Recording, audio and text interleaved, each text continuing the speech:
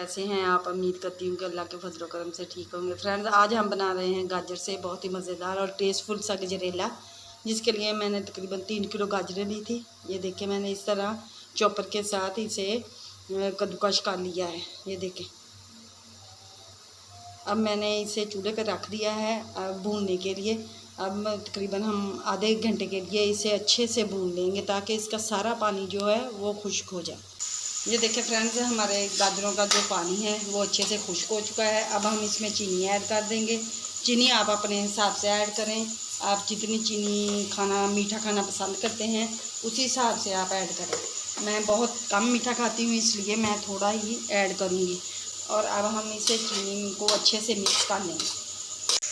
अब मैं इसमें देसी घी ऐड कर दूँगी। देसी घी डाल के हम इसे बहुत ही अच्छे से भून लेंगे। ये मेरा घर का बना हुआ खोया है। ये देखें, माशाल्लाह से घर के दूध का बना हुआ खोया है। ये हम ऐड कर देंगे। जितना आप चाहें ऐड कर सकते हैं।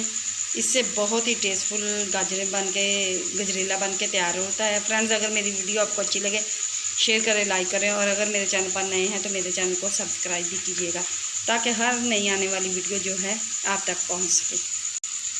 अब हम इसमें खोया डाल के इसे अच्छे से हम भून लेंगे ताकि हमारे खोए का कलर जो है वो भी गाजरों के साथ ही मिल जाए। फ्रेंड्स, हमारे गाजर का जो गजरेला है वो बन के तैयार हो चुका है। ये देखें, माशाल्लाह से कितना टेस्टफुल और यमी सा गजरेला बना है। कलर आप देखें, कलर इसका कितना प्यारा आया है। देसी घी से बना हुआ गजरेला है। ये देखें, हमने गजरेला जो है वो बाउल में निकाल लिया है। अब हम थोड़ा दरमियान से थोड़ा थोड़ा साइडों पे करेंगे इस तरीके से। और जो हमने घर का बना हुआ हमारे पास खोया है, ये देखें काफ़ी मकदार में मेरे पास खोया है। इस तरह हम थोड़ा सा डाल देंगे।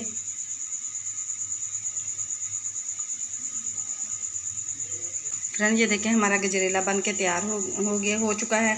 अब हम कल मिलेंगे एक और नई वीडियो के साथ। अल्लाह हाफिज़, बाय।